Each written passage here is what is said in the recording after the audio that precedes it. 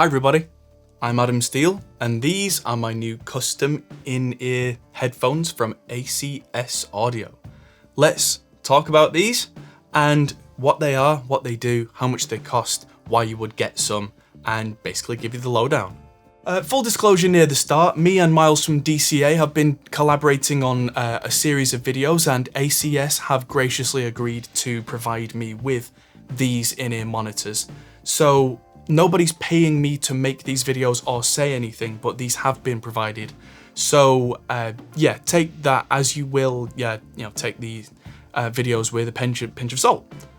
So yes, let's keep that in mind. On we go. So these were custom molded for me. There's a guy called Miles Dakin from DCA Audio, and the previous video that we did on the channel, we had a very long chat about how important it is when you're a live musician or do anything with really loud sound to make sure that you are separated from the outside world in a very controlled kind of way. So ACS have graciously made these for me. These are their Ambient Evolve headphones. These are the 3-driver headphones. I say headphones, they are in-ear monitors. They don't really go on your head, they go in your ear, so it's important to use the right nomenclature. And these things are fascinating in the way that they work because they separate the lows, the mids, and the highs into completely different drive units, which means that you've not got one driver struggling to reproduce everything.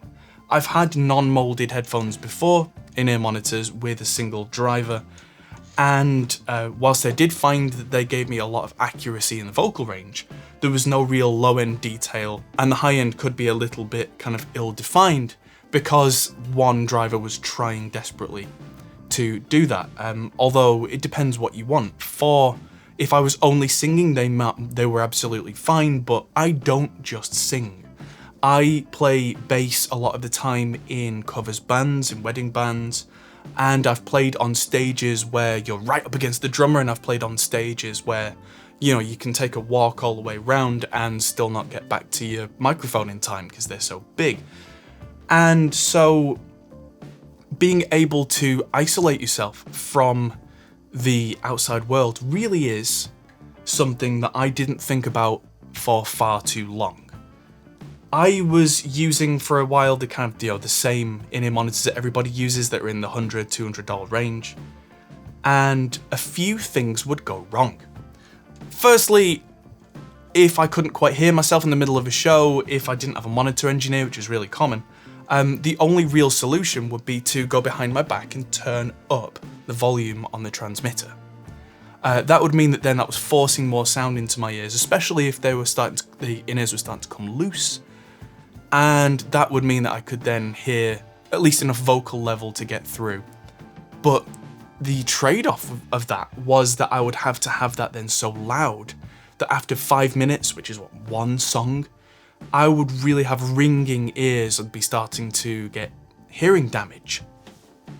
Hearing damage is the worst possible thing for a musician, because then in the short term you're struggling to pick things out for the rest of the show, which means you start getting pitchy, you start straining your voice, you start missing notes if you're a guitar player or a bass player, and if you're a drummer, the drums really start bleeding in and making things even worse to the point where you can't even hear anybody apart from yourself, which is when you start drifting out of time with everybody, which is when you start to get in trouble.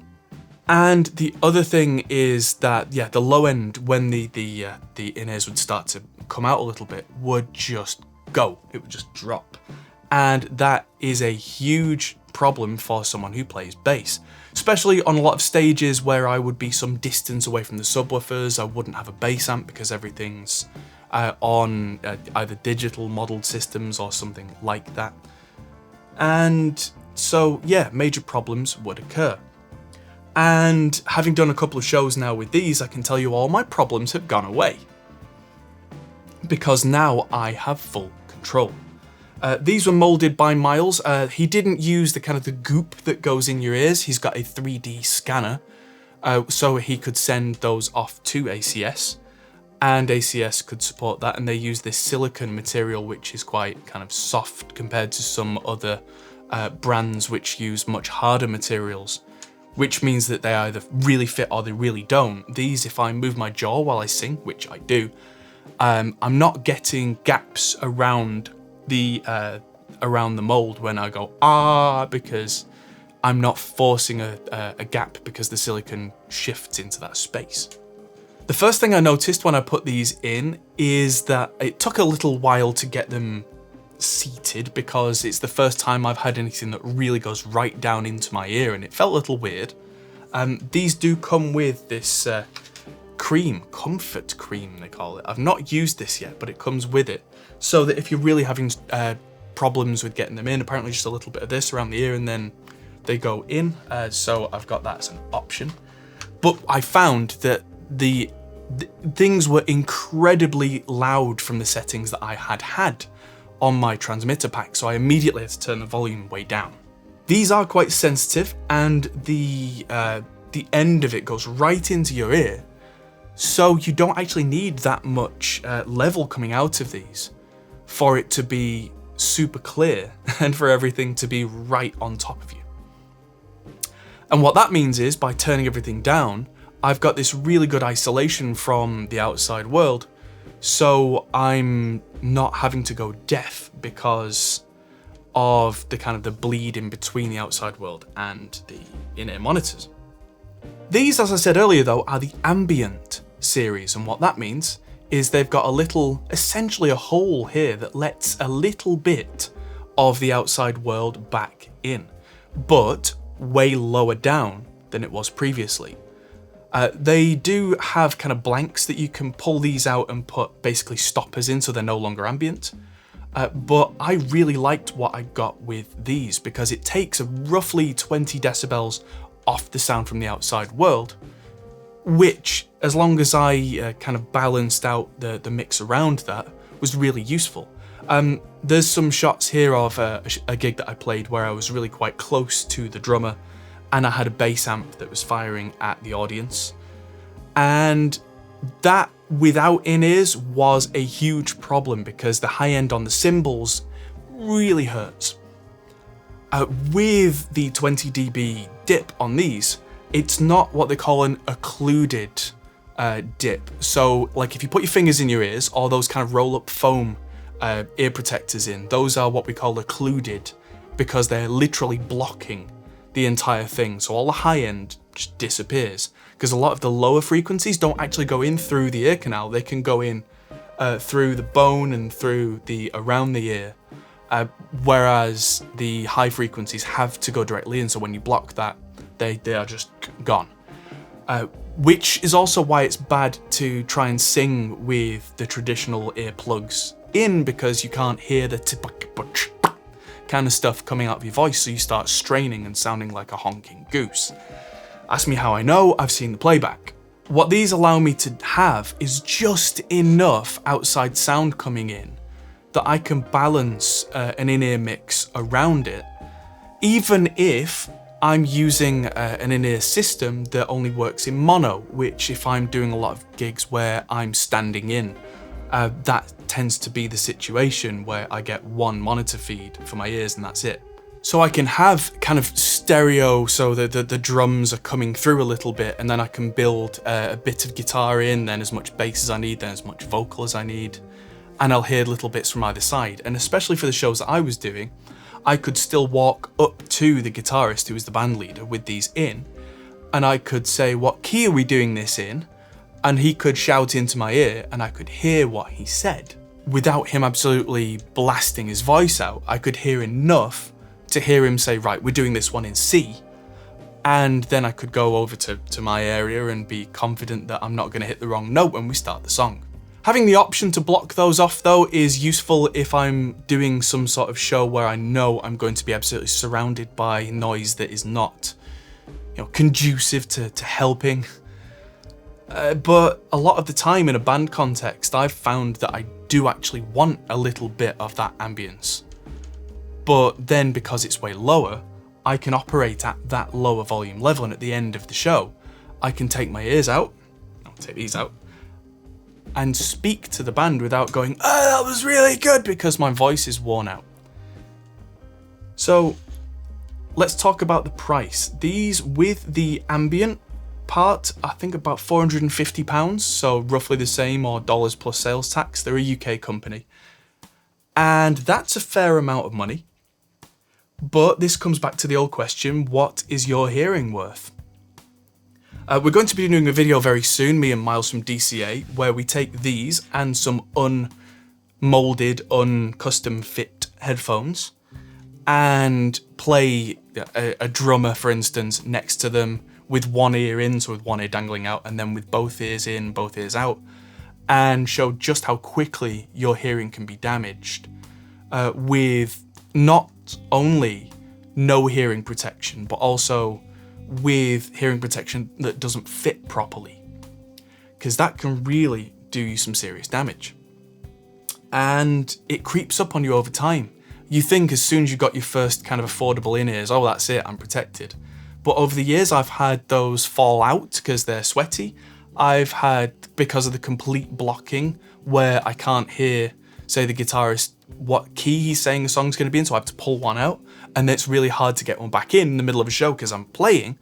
I've had all these problems, and it's a big, big improvement having something where I feel like I can breathe.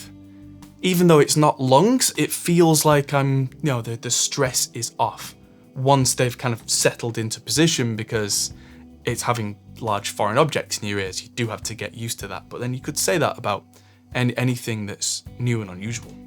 One cool thing that these came with that I've not seen before, they came with this Revive O2 box, which I think is a really cool and clever kind of thing. My ears, like most people's ears, get very sweaty. And with in-ears, they really kind of take up all that moisture, and it's kind of nasty, and you don't want that in your ear on the next show. So what this does, take a couple of these out, is it's got desiccant of some kind, so a material that absorbs moisture, and you take the top off one of these and you put it on top of this little grill, put your in-ears in here, and run a little micro USB off it, and run it overnight, and that will circulate the air in there without adding any heat over this the desiccant, which is kind of like silica gel but not quite, that dries them out. Obviously you have to clean your in-ears, there's a little cleaning tool that comes with them. But with that, you come back to them the next day and they are dry, which means that on tour, because otherwise you wouldn't have time between shows to dry things, that means that I can have, not nastiness on my ears. And when the stuff in here is full of moisture, it goes green. So you can use another one, but these are not even disposable. These, if you heat them in a dry environment, they go back to being the orange color. So these three means that I should have one drying overnight while these can go somewhere else to dry. And so on a tour, that means that I can keep everything in tip-top condition, which is really important, because you don't want to be having moisture all the way up in the transmitter here, because if it gets too sweaty and moist, that will block the holes, and then all the high end's gone and you're back where you started. So the fact that this comes with the Evolves, very, very useful. And so these will travel with me now wherever I go, because you never know when I'm going to be doing the next musical thing. And I had them done so that one was a crystal clear and one was a purple, which is a little weird, but they're kind of my colours. The blue writing on one is for the left ear and the red writing is for the right ear, which means if you can't remember which one's which, at least you can go red for right, which is like audio cables tend to be. And they've even gone to the length of having one of the cable types that doesn't stick to skin. Because some of the more affordable brands, they have a kind of a plastic that this is made out of that sticks to skin, especially when you're warm and sweaty. And what happens when you're playing a show?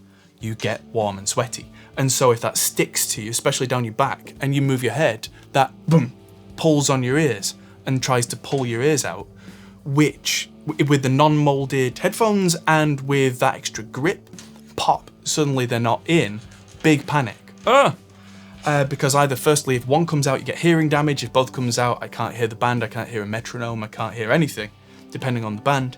And so, every little detail here is worth that money. And if I was to use these at every show I do, let's say I only play 10 shows a year now for the next 3 years. That's 30 shows. These are £450. I'm paying, what's that?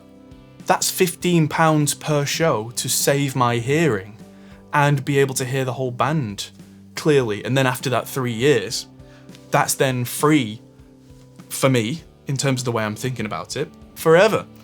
And so, yeah, anything like that is a lot of money, don't think about the initial expense, is my advice. Think about how much use are you going to get out of these and how much benefit is it going to give you.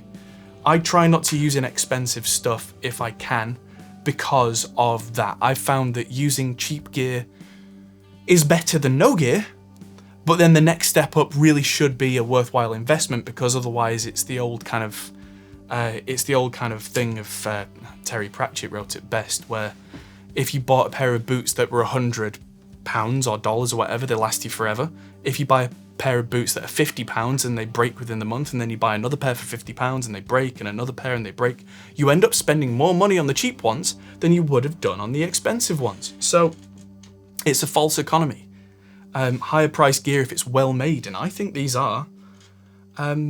It's, yeah, well worth doing. So there we go, the ACS Evolve Ambience. These are going to be in my ears anytime I'm outside of the studio now, doing any work where I can't carry big, fat, open headphones around.